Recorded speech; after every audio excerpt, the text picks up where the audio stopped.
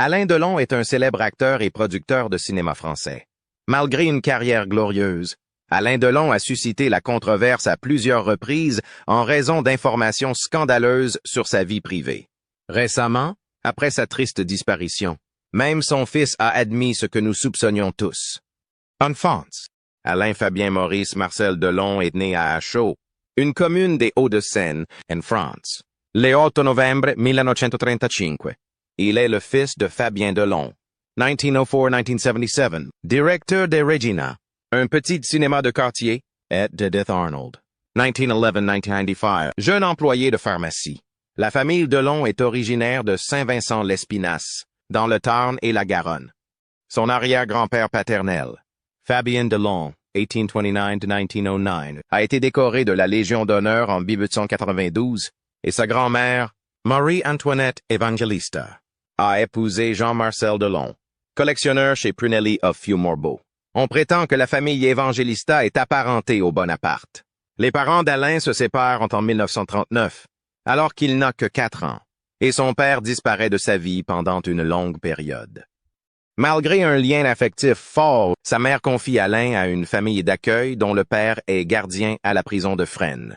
À cette époque, Alain assiste à l'exécution du collaborationniste Pierre Laval, un événement qui le marque profondément et suscite en lui un mélange de choc et de fascination.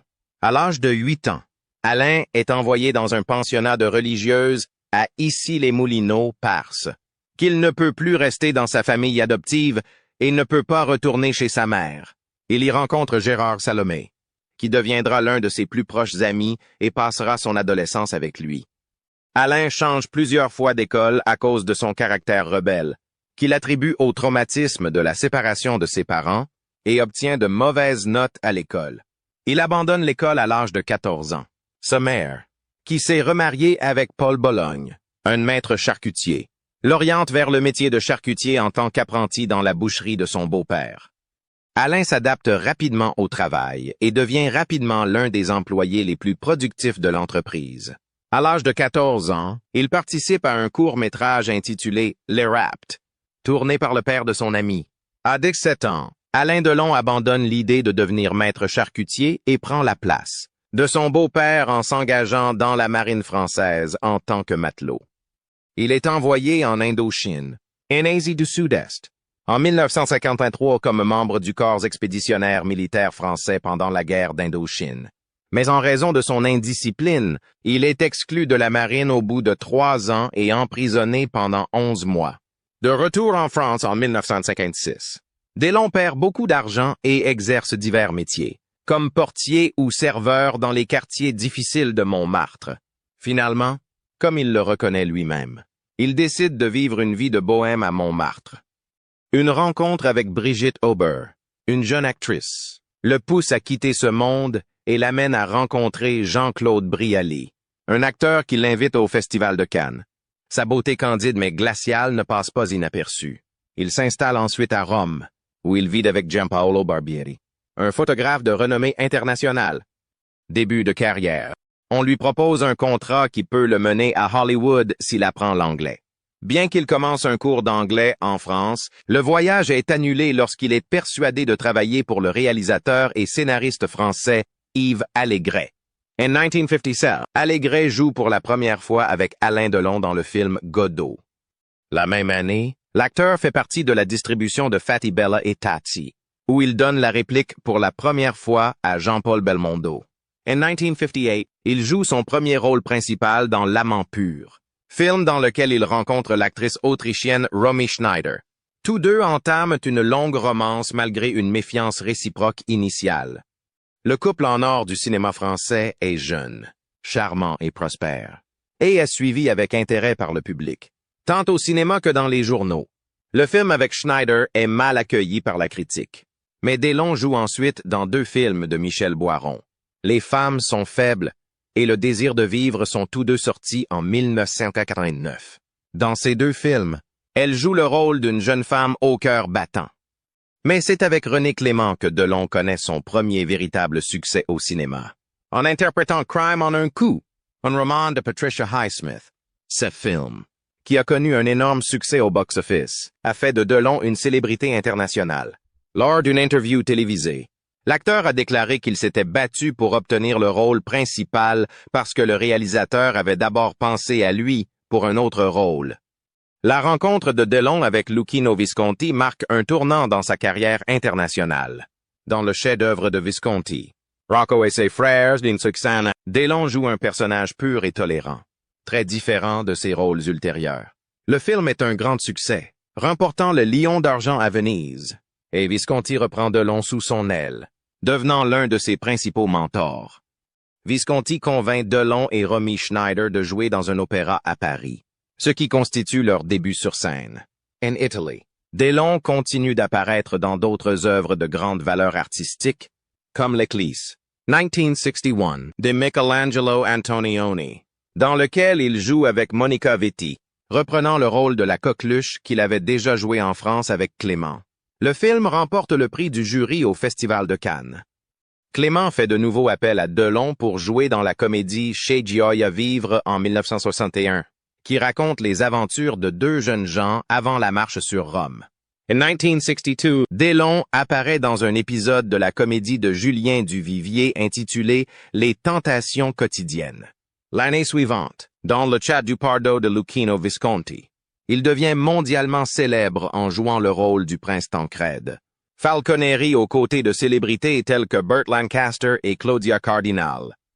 Le film, qui a reçu la Palme d'Or au Festival de Cannes, a été largement acclamé au niveau international et a contribué à consolider l'image de DeLong en tant qu'icône du cinéma, lui valant une nomination au Golden Globe du meilleur premier acteur. Au cours de cette période, DeLong devient une nouvelle star du cinéma, tandis que Romy Schneider se concentre principalement sur le théâtre et commence à perdre la même reconnaissance. Alain Delon est reconnu comme l'un des meilleurs acteurs de son époque et est souvent appelé le plus bel homme du monde. Après avoir connu le succès en Italie, DeLong revient en France pour y renforcer son image.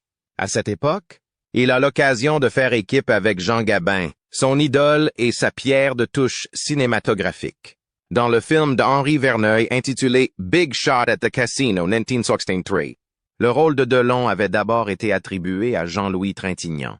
Mais l'acteur, désireux de jouer aux côtés de Gabin, a proposé de travailler gratuitement et de se contenter des droits d'exploitation du film à l'étranger, malgré l'opposition des producteurs de la Metro-Goldwyn-Mayer. Vie privée. En 1964, DeLong épouse l'actrice Francine Canovas, adoptant le nom de scène de Nathalie DeLong, après que sa liaison avec Romy Schneider a brusquement pris fin. Le couple a un fils, Anthony, mais divorce en 1969, au cours des années suivantes. DeLong continue de connaître le succès. Parmi les films les plus célèbres de Christian Jacques à cette époque, citons La Tulipe Noire, de 1964, qui fut l'un des plus grands succès de l'année au box-office. De même, Chrysanthème pour un meurtre, de 1964, également réalisé par René Clément, est l'un des films les plus connus de cette période. DeLong commence à jouer dans plusieurs films par an, souvent jusqu'à 3 ou 4 par an. 3 pas dans le délire, 1967, dans un épisode de William Wilson réalisé par Louis Malle, et Le Colossal, Paris brûle, de Clément, au milieu des années 1960, sont parmi les œuvres les plus significatives dans lesquelles DeLong a fait ses débuts dans 3 productions hollywoodiennes qui ont eu du succès auprès du public. Il s'agit de films comme Le Dernier Meurtre, 1965, de Ralph Nelson, dans lequel il joue avec Dan Margaret et Van Heflin, Ni honneur ni gloire, 1966, de Mark Robson, dans lequel il joue avec Anthony Quinn, et Texas Beyond the River, 1966, de Michael Gordon, dans lequel il joue avec Dean Martin. Ces films renforcent sa notoriété internationale et consolident sa carrière dans le cinéma mondial. Alain Delon devient célèbre en France lorsque le réalisateur Jean-Pierre Melville fait appel à lui pour jouer le rôle du tueur à gages Frank Costello dans Frank Costello's Face d'Angelo en 1967. Son interprétation de ce personnage inspiré des samouraïs est devenue l'une des plus célèbres de sa carrière et a contribué à définir le personnage classique de Delon dans les films suivants. Dans les années 1966, le triomphe de Delon a déclenché une rivalité médiatique en France avec Jean-Paul Belmondo, un autre grand acteur de cinéma. Si DeLong est l'un des acteurs les plus rentables dans son pays, avec Louis de Funès et Belmondo. Ses prestations dans les grandes productions hollywoodiennes ne lui ont pas apporté le même succès international. Il a cependant continué à connaître le succès en France et en Italie, restant une figure de proue du cinéma européen. À la fin de sa carrière cinématographique, Delon met un terme à son aventure théâtrale et se lance dans d'autres activités entrepreneuriales. Il achète le restaurant La Camargue à Nice et se lance dans la production cinématographique en participant au financement du film L'Insoumis, réalisé par Alain Cavalière en 1964. L'ambition et la polyvalence de Delon sont démontrées par ses projets, qui cherchent à étendre son influence au-delà de la comédie. Sa figure reste celle d'un artiste aux multiples facettes qui a laissé une empreinte indélébile tant sur le grand écran que dans d'autres domaines du divertissement. Alain Delon, aujourd'hui célèbre et populaire, est devenu l'un des principaux protagonistes du genre polar. Fusion du roman noir et du roman policier typique du cinéma français. Parallèle au polar à l'italienne. Sa carrière dans ce genre culmine en 1969 avec Le Clan des Siciliens d'Henri Verneuil, où il retrouve Jean Gabin. Dans ce film, Delon incarne Roger Sartet, un tueur à gages professionnel qui tombe amoureux de la femme du puissant parrain de la mafia, Vittorio Milanese, joué par Gabin. Le film remporte un grand succès tant en France qu'aux États-Unis et au Canada, consolidant la réputation de Delon en tant que star international. Malgré ce succès, Delon a également joué dans des films moins connus comme Farewell Jeff en 1968, où il jouait avec sa compagne de l'époque Mireille Darc.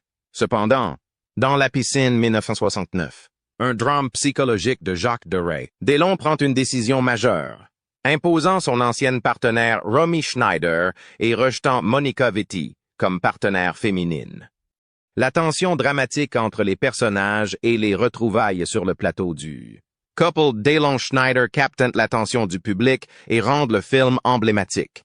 La même année, Delon est impliqué dans une affaire qui met en péril sa réputation. Le meurtre mystérieux de Steven Markovitch, son gardé du corps, qui révèle une série de scandales liés à la drogue et au sexe au sein de sa famille. Cet épisode n'a qu'un impact limité sur sa carrière, malgré l'attention des médias et l'enquête. En 1970, Delon revient sur le devant de la scène avec le film Borsalino, le premier dans lequel il joue avec Jean-Paul Belmondo. Le film connaît un grand succès en France, en grande partie grâce à l'alchimie entre les deux acteurs, tous deux très populaires. En outre, Borsalino marque le début de la carrière de Delon en tant que producteur de films, produisant son premier film pour sa société, Adele Productions. La même année, Delon travaille à nouveau avec Jean-Pierre Melville dans Les Sans Noms, où il donne la réplique à Jean-Marie Volonté et Yves Montand. Bien que les critiques internationaux l'aient accueilli négativement lors de sa sortie, il sera plus tard réévalué et considéré comme l'un des meilleurs films de Melville. Cela souligne une fois de plus la polyvalence de Delon et sa capacité à laisser une trace indélébile dans l'histoire du cinéma. En 1971, Alain Delon s'essaie à la comédie dans le film L'Homme de Saint-Michel, dans lequel il joue avec son ex-femme Nathalie Delon.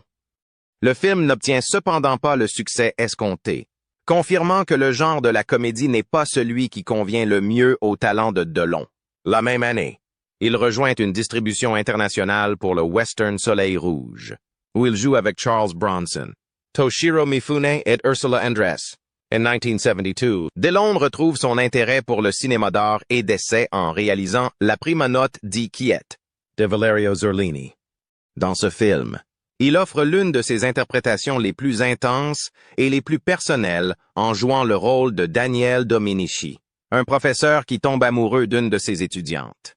Bien que des tensions entre Delon et le réalisateur Zurlini caractérisent le tournage du film, le rôle de Dominici a la même profondeur émotionnelle et la même complexité que celui de Frank Costello. Tout au long des années 1970, Delon a joué des rôles tout aussi difficiles, comme dans L'assassinat de Trotsky, 1972, où il incarne l'assassin Ramon Mercader qui a tué Lev Trotsky, et dans M. Klein, un film de Joseph Lucy, 1976. Dans M. Delon, il incarne Klein, un collectionneur d'art qui découvre qu'un homme portant le même nom que lui tente d'usurper son identité. Le film n'a pas eu de succès au box-office, mais le rôle est considéré comme l'un des meilleurs de Delon. En 1973, Delon collaborait avec Dalida sur la chanson Parole Parole, une version française de la célèbre chanson de Mina et Alberto Lupo.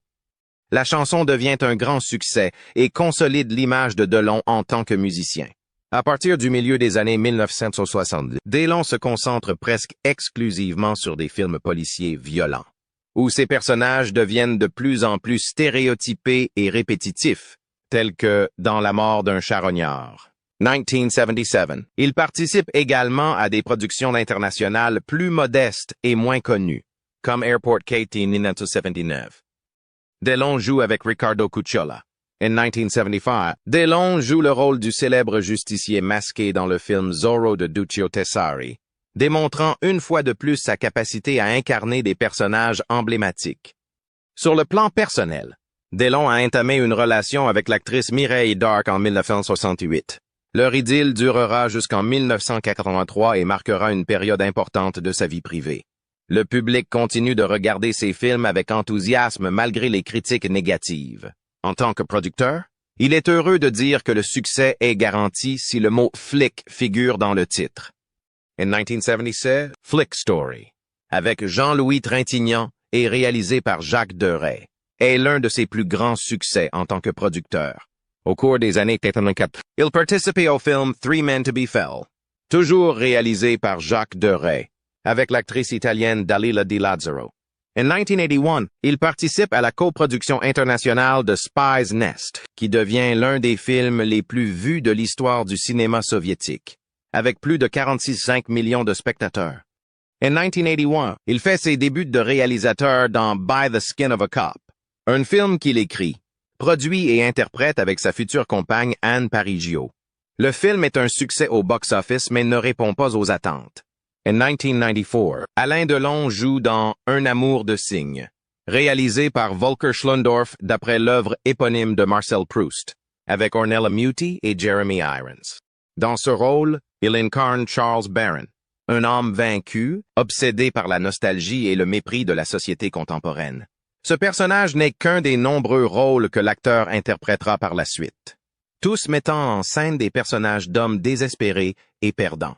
Un amour de cygne, récompensé par 2 Césars et marqué par la disparition de son grand amour Romy Schneider en 1982, est issu de son expérience personnelle. En 1985, Delon est à l'affiche de Notre histoire de Bertrand Bliet, qui lui vaut le seul César du meilleur acteur de sa carrière. Dans ce film, il incarne Nathalie Bay, un autre personnage marqué par la défaite, à l'instar du baron de Charleux, qui joue un mécanicien alcoolique entrant dans la vie d'une femme. Alain Delon s'installe en Suisse en 1985 et obtient, à la fin des années 80, la nationalité suisse avec sa nouvelle compagne, mère de 2 de ses enfants. Alain Delon a commencé à réduire ses apparitions sur le grand écran après quelques échecs commerciaux comme Le Passage en 1986 et la série télévisée Les Pianos de Berlin en 1988, et avec la naissance de ses 2 enfants au début des années 1990. Sa seule exception est son rôle principal dans Le Retour de Casanova, 1992, dans lequel il incarne le célèbre aventurier en exil à Venise. Le film n'a pas remporté de succès au box-office international malgré des critiques positives. Les films de Delon ont connu le succès dans les années 1990. Mais en 1997, il a décidé de se retirer de sa carrière cinématographique. Cependant, il accepte plus tard de revenir au cinéma et à la télévision. Au cours de cette période, il jouait notamment dans Nouvelle Vague, 1971 de Jean-Luc Godard, 101 Nuits, 1995 d'Agnès Varda, et 1 sur 2, 1998 de Patrice Lecomte, où il partage à nouveau l'affiche avec Jean-Paul Belmondo, abandonnant ainsi le genre du polar. Il retrouve Jacques Deray pour L'ours en peluche en 1994. Mais le film ne rencontre pas le même succès que les précédents. Au Festival du film de Berlin en 1995, Delon reçoit l'Ours d'or pour l'ensemble de sa carrière. Au cours de ces années, Delon se concentre sur son activité théâtrale et connaît une plus grande notoriété. Après avoir annoncé sa retraite, au début des années 2000, l'acteur ne participe qu'à un seul film, Actors, réalisé à nouveau par Bertrand Blier, dans lequel il joue un rôle choral avec quelques-unes des plus grandes stars du cinéma français. Après une relation de 15 ans avec Mireille Darc, Delon a eu une brève liaison avec l'actrice Anne Parigio avant d'épouser le mannequin néerlandais Rosalie van Bremen vers 1988. Il a 2 enfants avec elle, Anouchka, 1990, et Alain Fabienne, 1994. Alain Delon fait ses débuts à la télévision au début des années 2000 après n'avoir joué que dans un téléfilm en 1978. Il connaît un nouveau succès en acceptant la proposition de Jean-Claude Izzo de reprendre le rôle du policier à problème Fabio Montal et de la police marseillaise. Le choix d'Izzo de confier le rôle de Montal, personnage aux idées progressistes, à Delon, connu pour être un sympathisant de droite, suscite une vive controverse dans l'opinion publique. En 2004, Delon participe à une autre mini-série où il incarne Frank Riva, un personnage très similaire à Montal, mais qui rencontre un faible succès auprès du public. En 2005, Delon révèle à la presse qu'il a lutté contre la dépression, une maladie qui l'a poussé au bord du suicide lors d'une crise sentimentale et d'une séparation avec sa compagne Rosalie. À ce sujet, l'acteur déclare « Je vis devant mes yeux la scène de ce moment. Il n'est pas difficile de le faire. Il est plus difficile de penser à ce qu'il ne faut pas faire pour jouer. C'est un jeu d'enfant de le faire. Il est contraint d'abandonner la pièce d'Éric Cossu, le montagne russe, en raison de sa maladie. » La même année, le président Jacques Chirac lui remet la Légion d'honneur en reconnaissance de sa contribution à l'art cinématographique mondial. En 2008, Delon revient au cinéma en jouant Jules César aux Jeux olympiques dans Astérix. Dans le monologue d'ouverture, César parle de son ancienne vie, mais il parle en fait de la carrière de Delon. L'acteur prend congé de la scène avec un laconique et impertinent « Hail me ». Alain Delon annonce dans une interview à l'émission The Best Years de Carlo Conti en 2009 qu'il a surmonté la dépression qui le rongeait. En outre, l'acteur témoigne d'une profonde affection pour les acteurs et réalisateurs italiens avec lesquels il a travaillé, en particulier son ami Renato Salvatore, aujourd'hui décédé. Carrière après la retraite. Delon s'est retiré du cinéma mais a continué à faire du théâtre. En 2007, il retrouve son ancienne partenaire Mireille Dark sur le plateau de Sur la route de Madison, une adaptation du roman de Robert James Waller, The Bridges of Madison County. En 2014, il participe à la pièce Une journée ordinaire à Cannes avec sa fille Anouchka Delon. Durant cette période, elle a remporté de nombreux prix pour sa carrière, comme un prix au Festival du film d'Acapulco en 2011 et le Lifetime Achievement Award Parmigiani au Festival du film de Locarno en 2012. À propos de sa retraite, Delon a déclaré « Je suis aussi vieux que je suis. J'ai poursuivi ma carrière. Aujourd'hui, je souhaite y mettre un terme. J'ai vu des hommes qui ont regretté de s'être trop battus dans des combats de boxe. Il n'y en aura pas de trop grand pour moi. » Il a reçu la Palme d'or honorifique au Festival de Cannes le 19 mai 2019. Environ un mois plus tard, il est victime d'un accident vasculaire cérébral, puis d'une hémorragie cérébrale. En 1958, Alain Delon entame une relation avec l'actrice Romy Schneider, connue pour avoir joué dans L'amant pur. Leur relation prend fin en 1964. En 1962, Delon a une liaison avec la chanteuse Nico, mais il ne reconnaît pas qu'elle est la mère de leur fils, Christian Aaron Boulogne, né la même année. La mère de Delon adopte l'enfant après ses premières années avec Nico. Dans les années 1960, Delon a également eu une relation importante avec Dalida, une chanteuse italo-française. Leur romance intense s'est transformée en une solide amitié au début des années 1970. Ils ont collaboré à l'enregistrement de la chanson Paroles. Delon a déclaré qu'il aimait beaucoup Dalida. Delon a épousé l'actrice Nathalie Delon le 13 août 1964.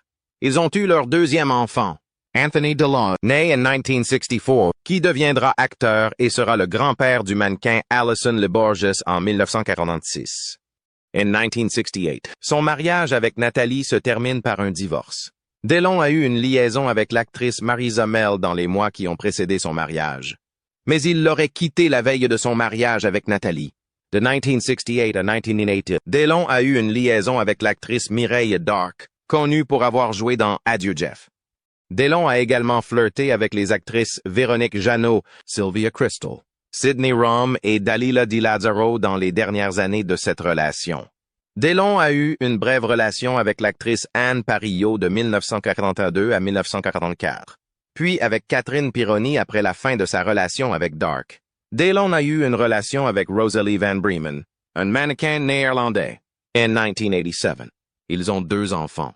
Anoushka Delon, née en 1990, et Alain Fabien Delon, né en 1994. En 2001, le couple se sépare.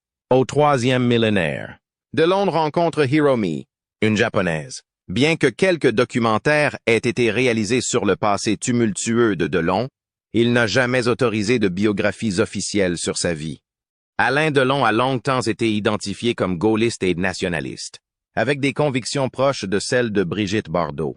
Il a soutenu Valéry Giscard d'Estaing en 1981 et a gardé des liens avec des hommes politiques tels que Jean-Marie Le Pen. Elle a déclaré en 2015 qu'elle soutenait le Front national de Marine Le Pen. Cependant, dans une interview qu'il a accordée en 2013 à la chaîne française France 5, il a suscité la controverse en déclarant que l'homosexualité était contre nature. En 2015, il a suscité la controverse en citant la déclaration de Charles de Gaulle, la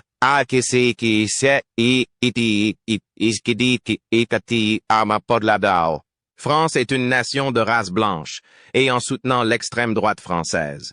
En 2020, il soutient Michel Rubirola, un écologiste de gauche, à la mairie de Marseille. En 2022, il a déclaré son soutien à Valérie Pécresse, candidate de centre-droit, à l'élection présidentielle, la qualifiant de seule femme capable d'occuper l'Élysée. Alain Delon est célèbre en Chine grâce à la distribution de Zorro, l'un des premiers films européens à arriver dans le pays. Seuls Steve McQueen et Sean Connery ont atteint son niveau de célébrité en Chine. Pour la pochette de leur album de 1986, The Queen is Dead, le groupe de musique britannique The Smiths a utilisé une image de la scène finale du film Le Rebelle d'Alger, dans de nombreux titres musicaux, tels que Un piastre de long d'Andrea Mingardi et The Song of Alain Delon du groupe Bostel, Delon est loué. De même, dans la chanson Sometimes I Exaggerate de l'album Status in Marrakech, il est cité dans des vers du rappeur Salmo. Dans une interview accordée au Los Angeles Times, Madonna a déclaré que la chanson Beautiful Killer de l'album MDNA était un hommage à Delon et à son charisme. Dans une interview à TV Magazine, Richard Gere a révélé que pour s'inspirer du rôle d'American Gigolo, il a regardé plusieurs fois le film Meurtre en plein soleil. Plan soleil sur les conseils du réalisateur Paul Schrader. Delon a déclaré que son amour des animaux, en particulier des chiens, l'aiderait à surmonter la dépression. Sa grande propriété de Douchy contenait les cadavres de nombreux chiens qu'il avait eus. En 2009, Delon a utilisé des images et des scènes du film La Piscina pour la publicité du parfum Eau sauvage de Christian Dior. Les tristes dernières années de la vie de l'acteur Alain Delon. Alain Delon est décédé le 18 août en France à l'âge de 89 ans.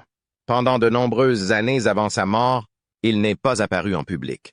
La dernière fois qu'il est apparu, c'était lors du Festival de Cannes 2019. Toujours en 2019, il a été victime d'un accident vasculaire cérébral et depuis lors, son état de santé s'est détérioré. Selon les médias français, il a passé les dernières années de sa vie dans sa propriété de Douchy, dans la région du Val-de-Loire. On sait que le terrain a été acheté par Delon en 1971 et qu'il a coûté des centaines de millions de dollars. Avant sa mort, la légende du cinéma a dû assister à une guerre pour la succession de ses 3 fils. En juillet 2023, ses enfants, dont le fils Anthony, la fille Anoushka et le fils Alain Fabien, ont porté plainte contre l'assistante de l'acteur, Hiromi Rollin, pour harcèlement et menaces. Les 3 enfants de l'acteur Alain estiment que Madame Rollin a tenté d'usurper les biens de leur père d'une valeur de plus de 270 millions de dollars. Alain a chassé Hiromi Rollin de la maison, mais elle a nié les allégations des enfants de l'acteur. Début 2024, Anthony a signalé à la police que sa sœur Anoushka n'avait pas informé la famille des résultats des tests cognitifs de la star de 89 ans entre 2019 et 2022. Mon père a dû subir 5 tests lorsqu'il s'est rendu à la clinique en Suisse et n'a réussi aucun d'entre eux. Le déclin cognitif a laissé mon père dans un état psychologiquement faible et vulnérable, a déclaré Miss Anthony. L'avocat d'Alain a toutefois réfuté les affirmations du fils de la célèbre star. L'acteur a été très choqué par l'explosion médiatique orchestrée par son fils Anthony. Les disputes entre les fils d'Alain sont devenues le point de mire des médias français. L'avocat d'Alain a déclaré qu'Anthony était jaloux de l'affection que la célèbre star portait à sa fille Anouchka. L'avocat d'Anouchka a déclaré qu'il porterait plainte contre Anthony pour diffamation et harcèlement. Elle pense que ses frères mettent en danger la vie de son père et veut l'emmener en Suisse pour le faire soigner. De son côté, Alain Fabian, le plus jeune fils du chanteur, a pris la défense d'Anthony en portant plainte contre Anouchka pour avoir profité de l'état de santé de son père.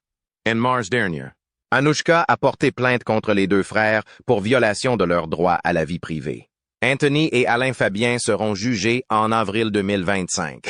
En avril dernier, un juge français a placé la star Alain Delon sous